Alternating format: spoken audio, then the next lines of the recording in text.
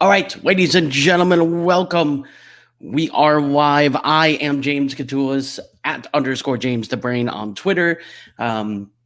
Is where you can find me. And listen, thank you for joining us if you are here. This is something that we didn't really announce, just started doing, and we're going to be doing this. I'm going to be doing this weekly for the most part. So, here to answer your last minute start sit questions, any questions that you have about today's games. I am here to answer. In the meantime, I do have game previews for each game that's going to be played today. I have starts, sits, and a sleeper of the game. So we're going to go over that in between questions that we may get. So first thing here is we're going to go over the first game. That's Miami in New England. We're going to kind of go division by division here. So Miami in New England, we're going to start with New England is favored by 7 with an over-under of 41.5. Guys, the reason why we go over those spreads, and I want to touch on this. A lot of you probably know, but there are probably some people out there who don't understand the relevance that the line has and the over-under has in relation to fantasy. And let's go ahead and do that. So the Pats being favored by 7 just shows us that, Vegas obviously thinks New England's going to score more points than Miami, right? By 7. They think they're going to cover. And over under 41.5 isn't really high. And with New England already expected to get about 7 more points than Miami is of that 41.5. Just kind of shows you that there's probably not a lot of scoring upside with the Miami Dolphins. That's what Vegas is telling us. Not that they're not always right. Those lines, are set and they move based on the action that they get. So, for instance, if they set the over-under to 46 and everyone's crushing the low and it just keeps going down and down and down throughout the week, Vegas may think higher of it, but the general population that was betting on it didn't. So that's basically what we do. We look at those and we can gather a little bit of information based on what those say and use that to our advantage. So my start in this game, and again, I have one player, start, sit, and sleeper. And listen, you're not gonna hear me mention Christian McCaffrey. You're not gonna hear me mention, Lamar Jackson, your top studs. You know what you're doing with your top players. There are some players, your top 4, top 5 picks that are basically matchup proof for week 1. I mean, you drafted them that high, you're playing them week 1. So you're not going to hear that. I'm not going to get involved with that. I'm going to go with guys that may be, flex options, some options that you're not feeling great about or are feeling great about, and that sort of thing. So we're going to start with that. My start in this game is James White, running back for the New England Patriots. And listen, it sounds like Sony Michel is going to be eased back into things, which means he's probably going to have a lighter workload. Damian Harris was the guy that we heard a lot about in training camp, but man, that wrist injury has him on IR, so he's going to miss the game. So it sounds to me more and more like James White is going to get an extended run here in week 1. So with that being said, I like James White an awful lot. Look, he's going to get targeted. We saw what Cam Newton did in Carolina with Christian McCaffrey. He targeted him. He used him in the passing game. That's what we want. We want to target guys like that. James White, especially in PPR, is money. Put him in your lineup. Start him this week. Miami is a good team. But I think offensively, they have a little bit more to offer than defensively yet. They're still a couple years away from, in my opinion, really competing for this division. I think Miami's a good team, but I just don't think that week 1 against New England is in New England is where they want to be. And that's reflected by the line. The New England, is favored by 7. That shows that they Vegas kind of thinks the same way. So my sit of this game is Devontae Parker, wide receiver for the Miami Dolphins. And look, Devontae Parker was fantastic last year. He's going to have games where he is very good. Okay, this is just not that spot. He's going to get the Stephon Gilmore treatment. Gilmore is probably going to shadow Devontae Parker. You would have to think. And if that's the case, I don't want anything to do with Devontae Parker. There's a handful of cornerbacks, folks, that when my receiver is matched up against them, I don't want anything to do with them. This is one of those corners. Stephon Gilmore was the best cover corner last year for a reason. Devontae Parker is going to have his time. He's going to have his games. But man, in my opinion, this isn't one of them. This is one where I would steer clear of Devontae Parker if I had a better option. My sleeper in this one is Isaiah Ford, wide receiver for the Miami Dolphins. And look, folks, with Devontae Parker, getting that Stephon Gilmore treatment and maybe not having the big game that he's going to have, further in the year with better matchups. I like Devontae Parker a lot. Mike Gesicki, it looks like he's going to play, but about three days ago he was on the injured report as questionable. So I don't know if he's going to be 100%. Miami really doesn't have a ton of weapons. I like their running game. You have Jordan Howard, he's all right. Matt Breida out of the backfield's okay. But boy, if I look for a gadget play, a guy who is going to make a statement this game, I think Ryan Fitzpatrick may find Isaiah Ford for a long touchdown. And this is a guy that nobody's talking about.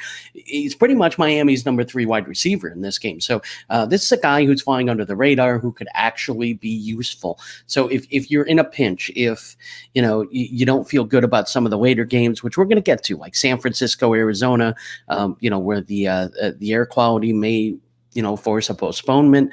If you don't feel great about that, if you don't feel great about the Rams, doing that. And we do have word that Devontae Parker is officially active for this game, which is a good thing. But still, that Stephon Gilmore, treatment, I still don't love him. But again, when we get back to Isaiah Ford, this isn't a guy that's at the top of everyone's radar. But if you have to pick up a guy on waivers, injuries hit wide receivers hard. With Cortland Sutton looking like a game time decision, and I wouldn't touch him. Kenny Golladay looks doubtful. Mike Evans might play now, but boy, I don't want any part of that. With that injury, and with he was doubtful just a few days ago. He went from doubtful to questionable to likely to play in a matter of days, and that's a decoy to me, folks. I wouldn't use it. Isaiah Ford's a guy that you may be able to pick up off the waiver wire, just plug and play. Not a guy that I expect a ton from, but a guy who could get that long touchdown and make it worth your while. So that's that game in a nutshell. Let's go on to the Jets in Buffalo to take on the Buffalo Bills. Buffalo is favored by 7 with an over-under of 39.5.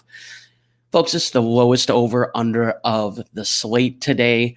39.5, and Buffalo is favored to get 7 more of those than the Jets. What does that tell you about the Jets? It tells you don't play your Jets. Don't play your Jets in this one. But let's start with my start of the game. And my start is John Brown, wide receiver for the Buffalo Bills. Look, all eyes are going to be on Stephon Diggs. Everyone thinks Stephon Diggs is going to have this huge game, and he very well might. I mean, he is a fantastic route runner. He gives them something different than what they've had. But John Brown, man, now he's going to feast against number 2 corners. The Jets' passing defense has only gotten worse with the trading away of Jamal Adams and with that sort of deal. So, that knowing that and seeing that, those are things that, are going to open up my eyes for sure. So, I mean, that's kind of where I'm at with that. I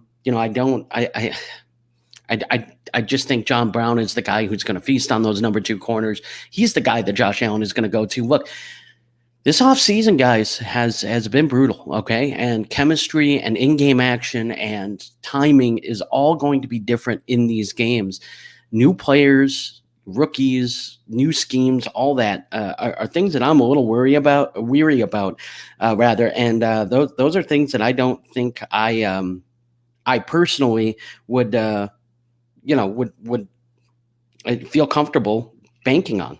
So to me, again, these just little things, but John Brown early in the season, especially against the number 2 corner of the Jets, man, you got to like that. My sit is Le'Veon Bell, the running back for the New York Jets. Guys, Adam Gase, man, I mean, I really like Le'Veon Bell. As a Browns fan for years, it was so hard for me to tell anyone that. I was a closet Le'Veon Bell fan. But just his running style, the way he plays, man, I really wanted to cheer for him, right? So he goes to the Jets. He's gone. He's not in the division anymore. So I don't have to worry about it, right? I mean, the Pittsburgh Steelers don't have Le'Veon Bell. Now I can cheer for him openly. And then he goes to a team that's led by Adam freaking Gase. You've got to be kidding me. Adam Gase, I'm totally convinced, folks, that the only reason why Adam Gase has a head coaching job and continues to get head coaching jobs is because whatever he was on at the press conference of the Jets introducing him as the head coach, whatever he was on, that's what he's slipping GMs and presidents and team owners to get them to agree to hire him. I'm totally convinced. He is terrible. The Adam Gase effect is a real thing.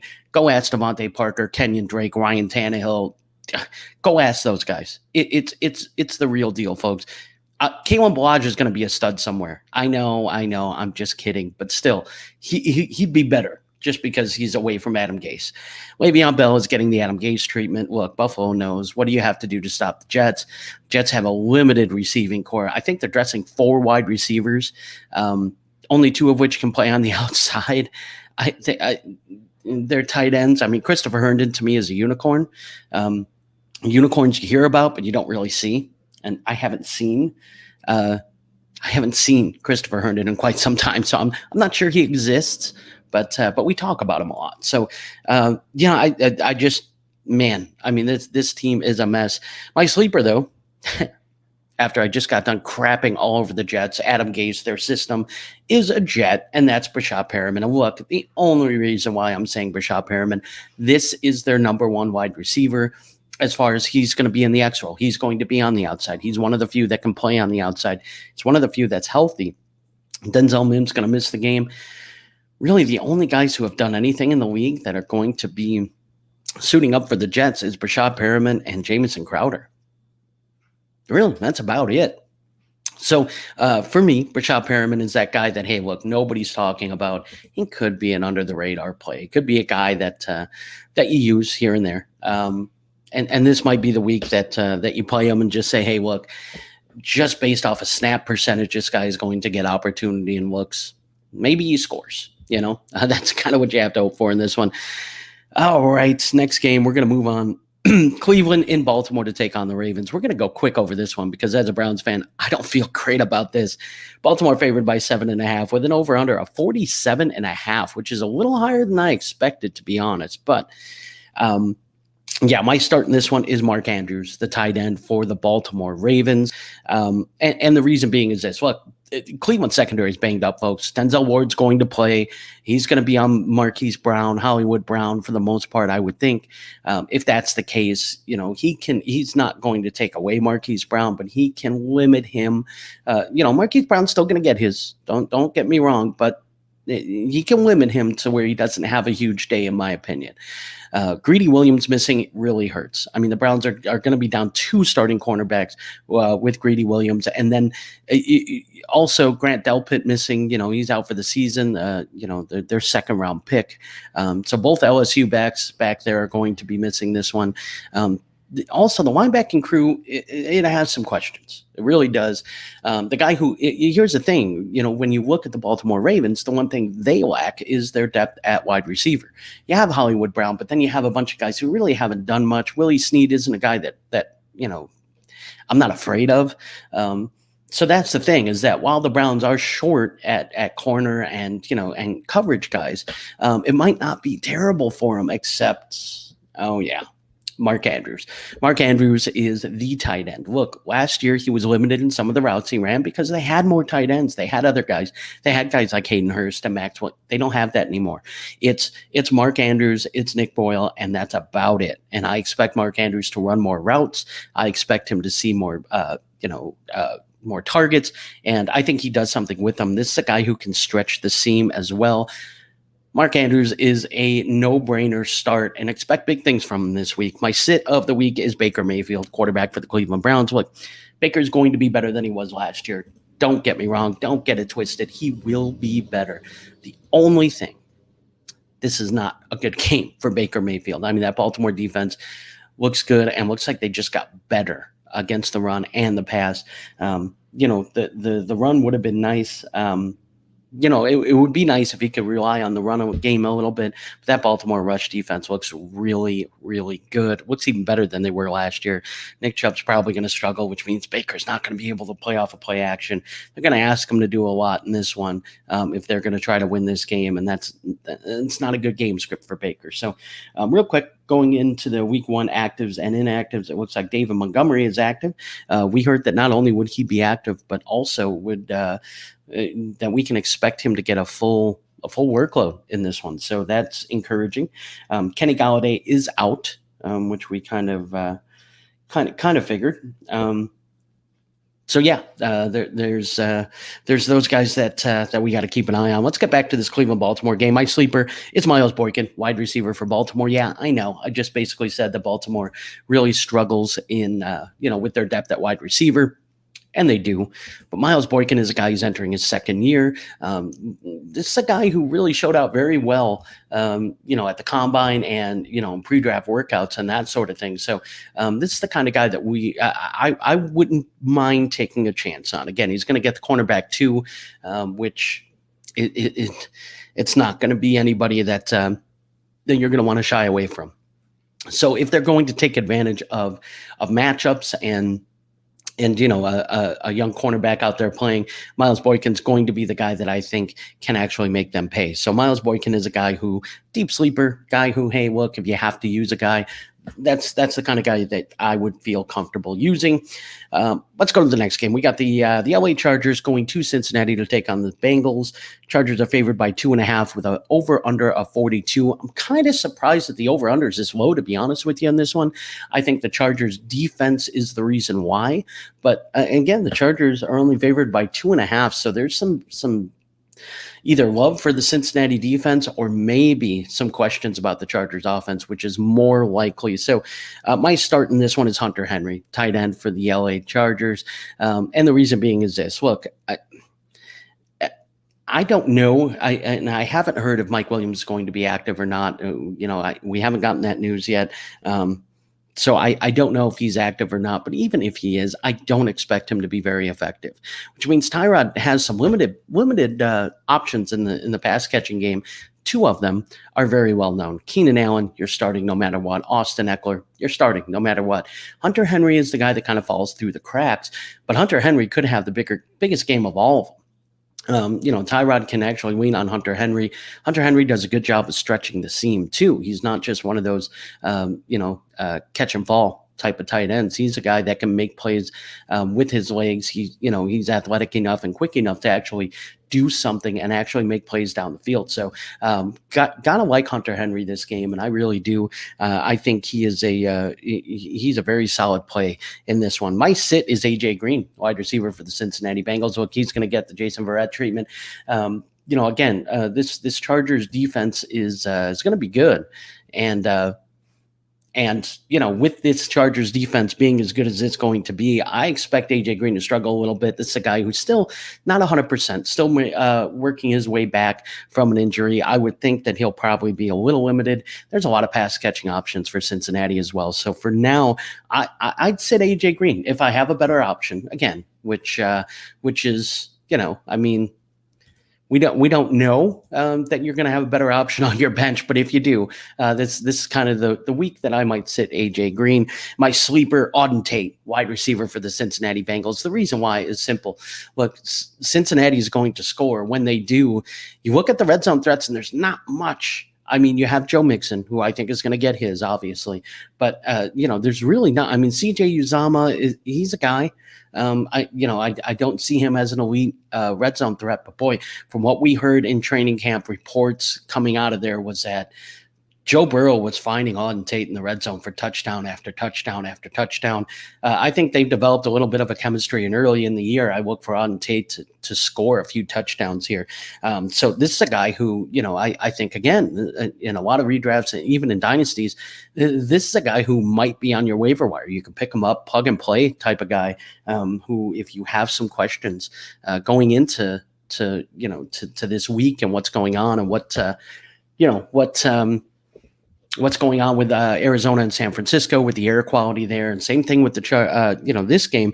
But if this game looks like it's the Rams game later at night, but if this game looks like it's going to be fine, if you have questions about that in the later games and you want to play it safe, maybe you have a bigger lead and you think, I'm favored, maybe Auden Tate's a safer play than some of those other guys that may not get in the game today.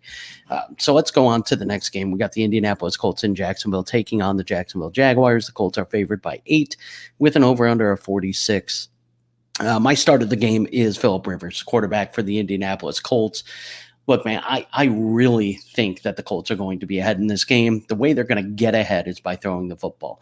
I do think that, they're going to run the football. Game script's going to say that, hey, they're going to run the football later in the game if they're up. And I think that's going to be what happens here. I think the Colts, just like Vegas thinks, I mean, they're favored by 8 on the road. So that tells you that even Vegas kind of thinks that this is going to happen. But to get ahead, Phillip Rivers, I mean, he may have a very Patrick Mahomes-like stat line from Thursday night. I could see somewhere like 225 passing yards, 3 touchdowns, no picks. He just kind of did most of his work in the first 2.5 to 3 quarters in this instance, and then they just ran the ball a bunch. Later in the game they were up, and the game script just called for a lot of running. But I mean, you would take that. Phillip Rivers is more than likely your QB2 in SuperFlex or 2 QB leagues. Man, if you could plug him in and you can get those numbers, you're happier than heck from your QB2 getting those types of numbers. So to me, Phillip Rivers has a very nice matchup here against Jacksonville. My sit of the week, look, I'm going to get flack for this, I know, but it's DJ Shark. And look, I like DJ Shark. I do. I don't love him at his cost, but I do like DJ Shark.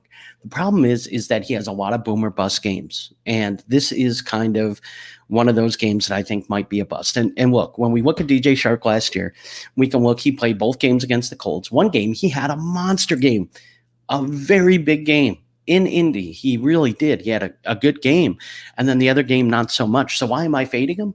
Well, because the big game he had was with Nick Foles at quarterback. The dud that he had was with Gardner Minshew. And Gardner Minshew had a big game. He had, a good amount of passing yards, 3 touchdowns. I mean, he had a good game. But DJ Shark just wasn't involved. So to me, that is that's the reason why I'm going to be a little bit off of the DJ Shark bandwagon. Now, look, if you have him, you're probably putting him in your flex. You're probably going to play him. But I wouldn't expect big things. And if you have other options, a guy like Boston Scott, I'd probably play him over a guy like DJ Shark. My sleeper in this game is James O'Shaughnessy, tight end for the Jacksonville Jaguars. Look, he's number 1 on the depth chart. Jacksonville doesn't have a lot at the tight end position. I expect them to be throwing the ball late.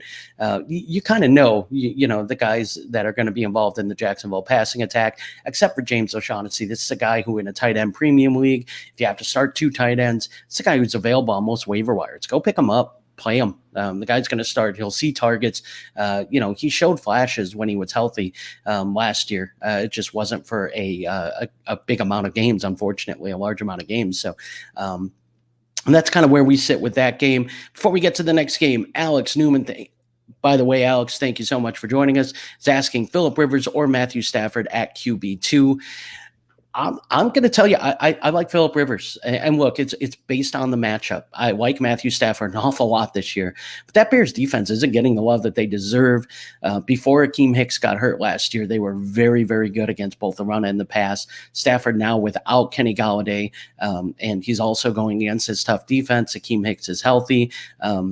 The passing defense is better than most people want to give it credit for, and the pass rush is fantastic, especially with a healthy Khalil Mack. So for me, I'm going to go Phillip Rivers. I think Phillip Rivers with this matchup, has an easier matchup. I'm going to play the matchup here and go with Rivers.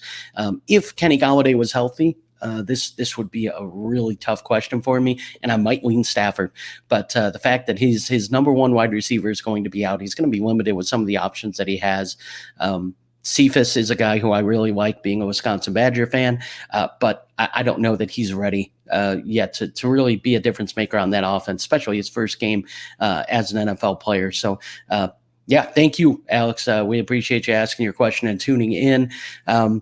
So let's get to the next game. Next game, we got the Raiders, the Las Vegas Raiders, which just sounds cool. Las Vegas Raiders in Carolina taking on the Carolina Panthers. The Raiders are favored by 3 with an over-under of 48. So Vegas expects that this is going to be a higher scoring game, and that Oakland's going to be on the end of more points scored in this game. My start is Derek Carr, quarterback for the Las Vegas Raiders. And look, I don't love Carr this year, but this matchup is juicy. This is a nice matchup for him. You look at what the Raiders have done, and they've really surrounded Carr with playmakers. I like Josh Jacobs an awful lot. I think he's going to be a very good pass catcher too. But I also like, hey, adding Henry Ruggs, adding Brian Edwards, yeah, those guys to Darren Waller, and I really like Foster Moreau too, going into his second year at tight end. I think they got playmakers on this offense, and look, there's something going on here. I mean, every now and then, you'll sit there and you'll look at the spreads, and one will jump out to you, and you'll go, man, I'm taking that. Who wouldn't? Carolina getting 3 against the Raiders. You kind of think, man, Carolina's at home. Why am I not smashing the Carolina Panthers at this point?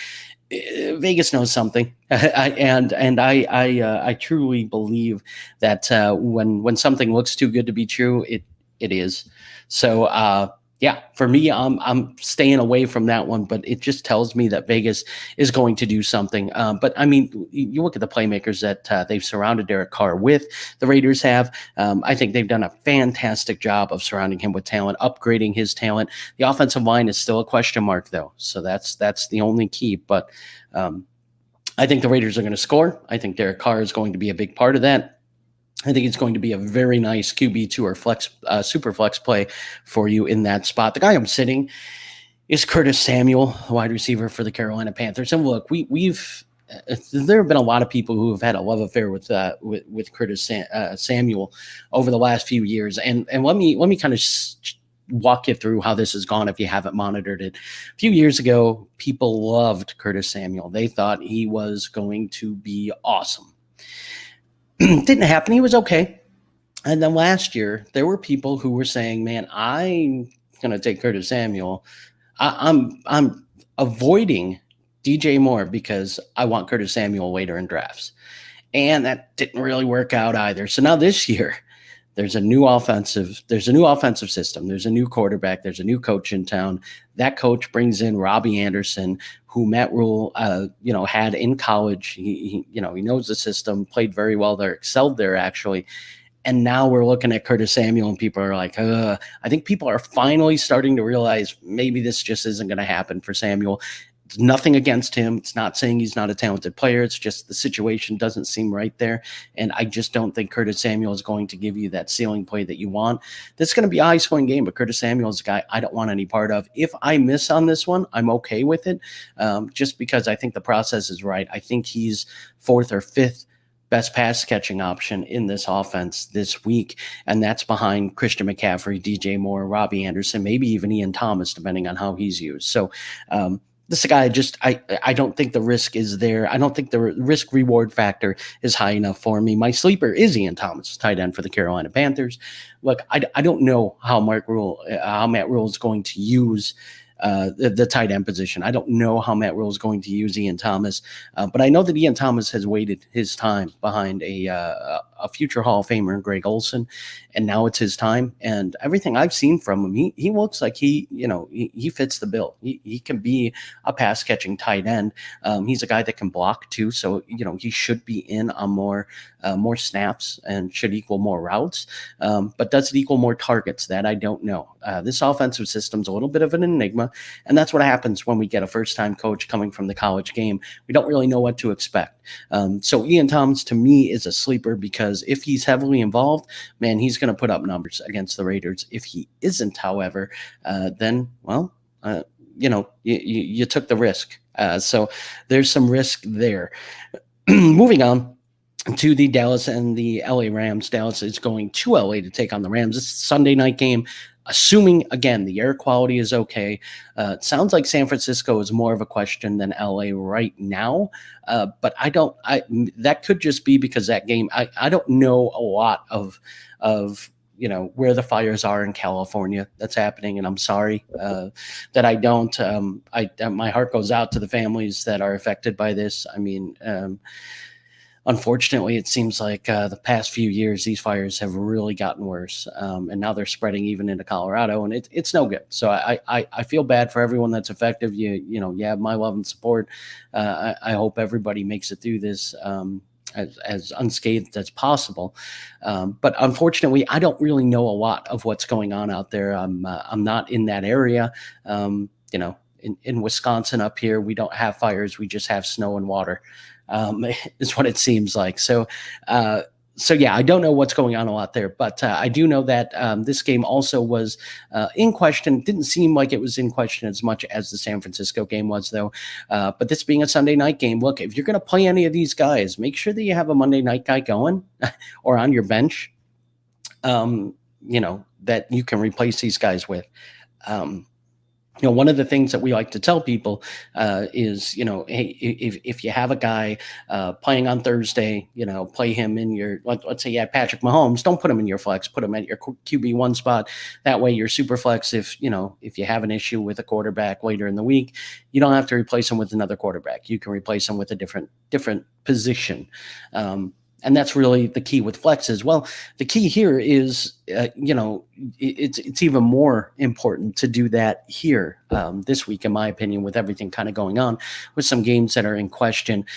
So guys that are playing in this Dallas LA Rams game, if you have them and you have a Monday night player, make sure that these guys are in your flex, because if you have, let's say Monday night you have Darius Slayton and you're sitting here with Zeke and you go, yeah, I'm playing Zeke, Slayton's on my bench. That's fine. But have Zeke in one of your flex spots. Don't have him in your running back spot, because if this game isn't played, you can replace Zeke with Darius Slayton. And that's not optimal. It's not ideal, but you'd rather have that than have a zero if you don't have a running back going Monday night. That makes sense. So let's touch on this Dallas LA Rams game. Dallas favored by 2.5 with an over under of 51.5. A lot of points going to be scored in this one. My start of the week is Cooper Kupp, wide receiver for the LA Rams. Dallas Cowboys last year were poor against slot wide receivers. Cooper Kupp is the ideal slot wide receiver.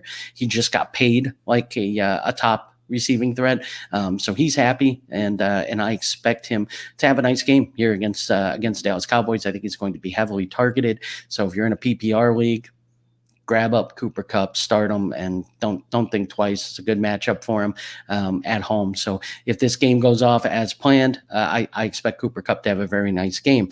My sit is Cam Akers, running back for the LA Rams. Look, I love Cam Akers. I love Cam Akers in this system. He fits so well in this system. This one-cut zone scheme, it's unreal. However, he's a rookie. I don't know how involved he's going to be. It sounds like a timeshare is coming. Look, let me see it first. Let me see his role before I'm taking a chance on him. If I have to plug him in and play him in the flex, okay. But as of right now, man, if I have a better option, I'm going to go ahead and sit this young man in Cam Akers until I kind of see what his role is going to be. It sounds like Malcolm Brown is going to start. It sounds like Darrell Henderson's going to play. If that's the case, it could be a three-headed monster at running back. And I don't like any of them, but Cam Akers is the highest profile guy there. So I would tell you to sit him. My sleeper, though, is a rookie. My sleeper in this game is CeeDee Lamb, wide receiver for the Dallas Cowboys. Look, CeeDee Lamb is he's a grown-ass man. I'm just going to say it. He is a grown-ass man. CeeDee Lamb is he's a wide receiver. He's ready to go. He's ready to play. He's NFL ready. He's going to show out. And I think Jared Jones wants to take that Mercedes, that Porsche for a ride. I really do. I expect him to take CeeDee Lamb out. I expect them to show the world what they got with CeeDee Lamb.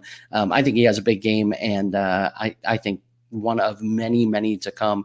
Very high on CeeDee Lamb, and I think he's going to be fantastic against the Rams. It's going to be interesting to see how the Rams, or how Dallas rather, utilizes their wide receivers. Michael Gallup might be an excellent play too, especially if he plays a lot of snaps from the slot. The Rams were also, as Dallas was, Rams were also very bad against wide receivers in the slot. So that could be something to keep an eye on as well. Moving on, we got the Philadelphia Eagles going to Washington to take on the Washington football team. Eagles are favored by 5.5 with an over-under of 42.5. My start of the game is Antonio Gibson, running back for the Washington Redskins. Look, I'm not on board with this guy being as valued as he is, but I am for this week. And look, the Eagles, the Eagles are banged up, man. They are banged up. That offensive line is a shell of itself. They're going to have no Miles Sanders. The receivers are, They're already an ER unit, basically. I mean, Jalen Rager sounds like he's going to play, but he's going to be limited with that shoulder. His catch radius is going to be limited. He's even going to be wearing a brace, on the shoulders. I don't love that. Alshon Jeffrey's not suiting up. I mean, you don't really have a lot at wide receiver. That Eagles team is banged up already, and so I expect this to be a closer game than people expect. Antonio Gibson, look, he can catch the ball out of the backfield. He excels at that. This is a guy who I can see being involved all the way through this game because I think it's going to be a closer game than most people expect, with the Eagles just being as banged up as they are. I think Washington could keep it close and keep Antonio Gibson as a big part of their game plan. So this is a guy who I would be playing as an RB2 this week. Again, don't love him moving forward, but I do love him this week. My sit of the week, my sit of the matchup, rather, is Terry McLaurin, wide receiver for the Washington Redskins, almost for the Washington football teams. Terry McLaurin is a guy.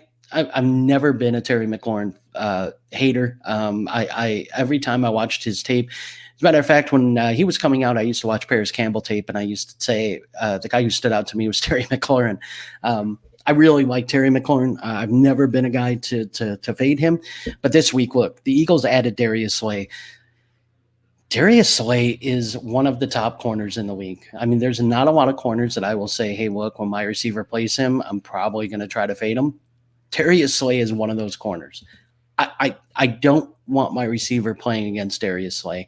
I think that's going to be the matchup. Look, the rest of the Redskins wide receivers, they're just they haven't proven anything. I mean, who do you have? You have Steve Sims, who last year was okay, but then you have Antonio Gandy Golden and just a bunch of unproven guys for the most part. Guys that don't really scare you, guys that really don't intimidate you much. So to me, Darius Slay is just going to shadow Terry McLaurin and say, hey, I'm going to make other guys beat us. If I'm the Eagles defense, that's what I do. I don't want any part of Terry McLaurin this week. I just don't think he has a good matchup. My sleeper is Dallas Goedert, tight end for the Philadelphia Eagles. Look, Washington it's going to be without Kendall Fuller. They're also going to be without Thomas Davis, and that is a big one. Thomas Davis is a very good veteran linebacker. He's an older guy, but he's good against the run, and he's also good at covering tight ends. I expect the Eagles to run 2 tight end sets as their base formation just because they don't have healthy wide receivers, which means lots of Zach Ertz, lots of Dallas Goedert. We know Zach Ertz is going to be good. So do defenses. Dallas Goedert's kind of the key. He's a second tight end. A lot of teams aren't used to having to guard the second tight end with a really good athlete. That's the way you'd have to approach Dallas Goedert, though. So to me, he's a mismatch in this one, and I think Dallas Goedert is going to be a guy who is going to put up some points as a sleeper option at the tight end position. Moving on, Bears in Detroit take on the Lions. Lions are favored by 2.5 with an over-under of 42.5. This one to me is interesting. My start of the week is Anthony Miller, wide receiver for the Chicago Bears. Look, you replace Darius Slay with Jeffrey Okudah, who one of the top cover corners in the draft, no question. And he's probably going to draw the Allen Robinson, assignment. But that means Anthony Miller is going to get targeted a whole lot more. And I think Mitchell Trubisky has realized, hey, look, if I'm going to make this work long-term, the only way it's going to work long-term is if I use other receivers besides Allen Robinson. I just can't target this guy and zone in on this guy. I have to go with some other guys. I have to look in some other directions. The best receiver on this team outside of Allen Robinson is Anthony Miller. He really showed some chemistry late in the season last year with Mitchell Trubisky. He just has to shore up a few things, drops, a few mental errors, but this is a game where I really like him. I think Anthony Miller is going to put up a very nice stat line. This is a guy that if I'm starting him over some of these other guys. I'd start him over DJ Shark this week. I really would. I'm very high on Anthony Miller this week. This is a very nice sleeper play. My sit in this game is Adrian Peterson, running back for the Detroit Lions. Look, we're all excited that Peterson has found a home, that he's on Detroit, but he's going to play second fiddle to carry on, and I don't think it's going to take long for the Detroit Lions to realize that DeAndre Swift's their most talented back. Adrian Peterson he had even less time to work with this team than DeAndre Swift has. So, I expect Adrian Peterson to be limited week 1. I don't think he gets a whole lot of a run. I would say 6 to 8 carries is kind of what I expect. If I have him, I'm not using him. I'm not even considering him just because I don't think his touches are going to be there. My sleeper in this one is Marvin Hall, the wide receiver for the Detroit Lions. And look, Cephas is a guy who I really like. Obviously, out of Wisconsin, sounds like he is going to get first chance to kind of fill the Kenny Galladay shoes. I don't know that anybody fills them, but Marvin Jones then is going to be the wide receiver one. It sounds like Marvin Hall might be the wide receiver three. I mean, Danny Amendola is questionable, I believe. So last I checked, he was questionable. I don't know if he's suiting up or not. Either way, Marvin Hall is a guy who is going to get lost in the shuffle. This is a guy who, he can do some things out on the football field. He's kind of a forgotten type of guy. But this is a guy who, if you really need an option, plug and play off the waiver wire type guy, you could do worse than Marvin Hall. There's some upside there. There's a lot of risk. I mean, this isn't a guy that I expect to go nuts, but he's a guy who has some upside just based on what his opportunity could be. Moving on to the next game, we have the Green Bay Packers in Minnesota to take on the Minnesota Vikings. This should be a good game, in my opinion. Minnesota's favored by 2.5 with an over-under of 45. My start of the week, look, this should go without saying, my start in this matchup, but for some reason, I've been tagged in several posts that have asked whether or not to start Adam Thielen, the wide receiver for the Minnesota Vikings. Absolutely start him. Smash that start button. Put him in your lineups. He's a must play this week. Look, Minnesota doesn't have a lot of pass catching options that are proven. Who do we have? Basically all that they have is Adam Thielen for the most part, as far as proven pass catching options.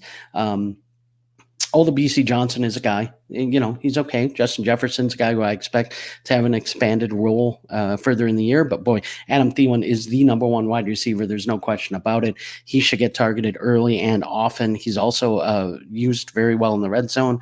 I think this guy is going to get peppered with targets. He might be the second most targeted wide receiver outside of Devontae Adams in this division. And that's saying something when you have Allen Robinson and Kenny Galladay in this division as well. My sit of this matchup is, whatever tight end for Green Bay you want to insert, Tanyan, Sternberger, whichever one. Look, being the starting tight end for Green Bay doesn't equal points. Just doesn't. It hasn't with Aaron Rodgers. And this group is probably the least talented as far as a pass catching tight end group that Aaron Rodgers has had. I don't think Tanyan's very good in that category. Jay Sternberger is still learning. Give him some time still. But I mean, I don't love it. Sit those guys. Don't even bother with those guys. My sleeper in this one is MVS. Marquez Valdez Scantling. And he's the wide receiver for the Green Bay Packers. And Marquise Valdez-Scantling is an interesting name just because he really has he was bantied about in this offseason as having a fantastic training camp and a guy that Aaron Rodgers may lean on. He looks like he's going to open as the wide receiver 3. And that's a nice role for him. That's a nice spot to be in Aaron Rodgers-led offense. If Green Bay gets behind, and I don't know if that happens. I think this is going to be a balanced game, a close game throughout. But if Aaron Rodgers is leaned upon to throw the ball a little bit more than he was last year, I think MVS is a guy who's going to benefit. A lot of people like Allen Lazard. A lot of people like Devontae Adams. Adams is going to get that treatment where he's going to get bracket coverage against Minnesota. That's going to happen. This pass defense looks like on paper like it's going to be very good for Minnesota.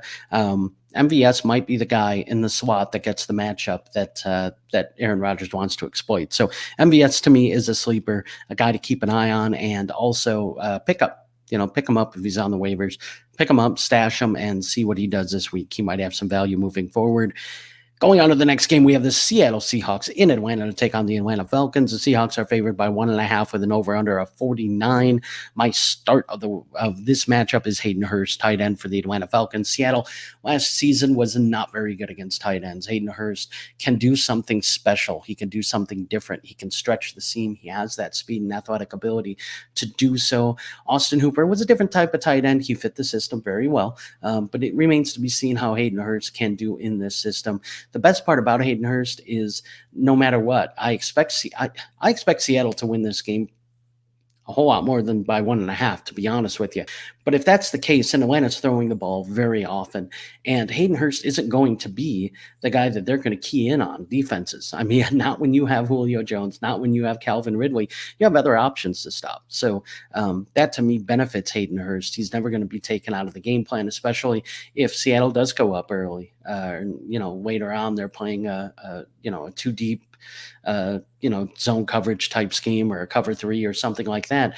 The underneath normally is where you want to go with that. And that benefits a guy like Hayden Hurst. A guy who I do not expect to have a good game and would be a sit for me is Todd Gurley. And look, I'm not big on Todd Gurley this year. And this matchup to me, the game script, I just kind of went over. I expect it to be a pass happy game script for the Atlanta Falcons. I don't know that Atlanta's as good as everybody thinks they are. Defensively, they are a mess. I think Seattle can score a lot of points against them. With an over or under of 49, I think Vegas feels the same way, that this could be a high-scoring game. Atlanta's going to score points too. It just might be in garbage time. That's kind of what I expect. I know Todd Gurley can get the ball out of the backfield, and that's all fine and dandy, but I don't think he's given full reins. The days of Todd Gurley getting 20 to 25 touches is over, folks. It might happen here or there, but it's not going to happen consistently. This game might be a game where he gets 12 to 14 touches more realistically. And if that's what happens, I want no part of it. My sleeper in this one is Will Dissly, tight end for the Seattle Seahawks. Look, Will Dissly coming back from another major injury. It's such a cool story. It really is, just seeing him come back from 2 injuries that could have been, career-threatening, tough injuries to deal with. But he was able to come back from them, and he looks like he's going to suit up. Russell Wilson uses Will Dissly a lot when he's on the field. I think a lot of people have already penciled in Greg Olsen as that guy there. Don't forget about Will Dissly, folks, because I guarantee you Russell Wilson will not when he is on the field. He is going to do some stuff. And, hey, look, this Seattle offense has gotten sneaky good in the passing game. Chris Carson, I don't know if he's going to be healthy. I expect a big game from Russell Wilson, too. But, again, top priority is going to be for defenses to shut down Tyler Lockett, to try to take away DK Metcalf. It's not going to be Will Dissly, So this might be a sleeper play, an under-the-radar play that if you need a tight end last minute, this is a guy you could do worse than Will Dissly. Next game, Tampa Bay in New Orleans taking on the New Orleans Saints. Saints are favored by 3.5 with an over-under of 47.5. My start of this game is Drew Brees, quarterback for the New Orleans Saints. It's not close. Drew Brees is going to light it up. Look, Drew Brees is going to be fantastic this year. I heard somebody say earlier in the week that Drew Brees is no longer an elite fantasy quarterback, and I could not disagree with that more. Look, this guy had 27 touchdowns and 4 interceptions last year, and he missed, 3 or 4 games? This guy could have easily eclipsed 30 touchdowns, probably 32, 33 with, 4 or 5 interceptions? Those are elite numbers. He would have eclipsed 4,000 passing yards, been closer to 4,500. I mean, this guy is elite. And look, to me, New Orleans is saying this is it. This is our last year. Drew Brees is, this is probably his last season, in my opinion, just with everything that kind of happened in the offseason. But he's got Michael Thomas back. They get Emmanuel Sanders, a veteran wide receiver. Jared Cook's back. Alvin Kamara is back and happy and healthy because he got a new contract. This is it. Drew Brees is making that final push. And look, I love Tom Brady. I like Tampa Bay. But this isn't a normal offseason. Tom Brady isn't as prepared this year as he has ever been playing in New England. So, and that's not his fault. It's just the way the offseason worked. To me, Drew Brees is going to go nuts. This could be a high over-under, in my opinion. But I want Drew Brees in this matchup all day long. The guy I'm sitting is Mike Evans, wide receiver for Tampa Bay. Look, I don't know if he is suited up or not. Unfortunately, I haven't been able to keep track of the of the actives and inactives as close as I would want to. We'll get better at that next week for sure. But even if Mike Evans is active, I'm not interested. So apparently, even if he is cleared to play, it looks like it's being reported that Tampa Bay plans to be cautious with Mike Evans, even if he is cleared to play this afternoon. That coming from Jay Glazer. Being reported by Jay Glazer there. So again, being cautious. For fantasy purposes, I don't want any part of that. I'm sitting him. Basically for any option at this point. I just don't expect him to be more than a. I think the reason why he's going to be suiting up is because he is going to be a what do you call it? Like a decoy. There we go. All right, James. Brain's not working so well, but yeah, a decoy, basically for for Lattimore. I think Marshawn Lattimore is probably going to have to respect Mike Evans and his game a little bit, and maybe that frees up Chris Godwin a little bit more, and he doesn't get the Lattimore treatment. Either way, man, I don't know that I love Tampa Bay in this spot, but my sleeper is a Tampa Bay Buck, and that is a guy nobody is talking about. I've been talking a lot of tight ends, but O.J. Howard is a guy that, look, Gronk isn't going to play every snap. He just isn't. O.J. Howard is going to be on the field, probably more than Gronk, in my opinion. I truly believe that. But I believe now, with Mike Evans being hurt, that this offense could be a two tight end set type of offense, especially with Leonard Fournette and a power running game that is available to the Tampa Bay Buccaneers. O.J. Howard is a guy that I think is going to see the field, run more routes, and get more targets than people think. O.J. Howard's my sleeper here. We're going to get to the last game, and then we're going to sign off. We have the Arizona Cardinals taking on the San Francisco 49ers in San Francisco, assuming this one gets underway. San Francisco is favored by 6.5 with an over-under of 48. My start is Raheem Mostert, the running back for San Francisco. Look, Tevin Coleman, I think it would be very smart. And Tevin Coleman, look, this is up to the player, all right? But it sounds like, here's the story. Tevin Coleman has sickle cell, and with that, there comes with the air quality being in question, there's a higher inherent risk of really hurting yourself if you're Tevin Coleman. And it sounds like Tevin Coleman was leaning towards not playing. Now it looks like it's a true game time decision. They say it's going to be up to him. I really hope. And look, this coming from a guy who has Tevin Coleman rostered in way more leagues than Mostert. Okay, so this isn't fantasy driven.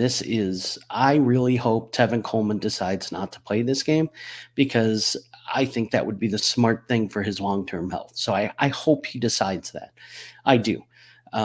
Either way, even if he does decide to play, I think he's going to be limited. I think they will limit him in San Francisco. So Raheem Mostert would be a guy I would start. Arizona's defense is awful. I think San Francisco can score some points here. Mostert is more likely to score a touchdown than anything. I also think he has, 100-yard and 2-touchdown upside potential. Mostert this week for me is a start. Slam dunk, start him. I don't love him all year, but I love him in this one. My sit is Kyler Murray, quarterback for Arizona. Look, Kyler's had some big games against San Francisco the last couple of years. I don't think this is it. Look, the offensive line is bad. He hasn't had time to work with a lot of these newer pieces like DeAndre Hopkins. I expect the in-game speed to be a little bit different. The air quality is going to be an issue for kind of everybody. And I think San Francisco plays from ahead, which means they can kind of let that pass rush go. And when you see guys like Joey Bosa coming around the edge, it's scary. So Kyler Murray's going to have better games than he will this week. My sleeper. All right, guys, I'm going to whisper this into the mic, all right? Because I don't want anyone to hear it outside of these people that are going to listen to this. I don't think anyone's even watching right now, but I'm still going to whisper it. So that way, when people go back and they listen to it and they say, how did James do?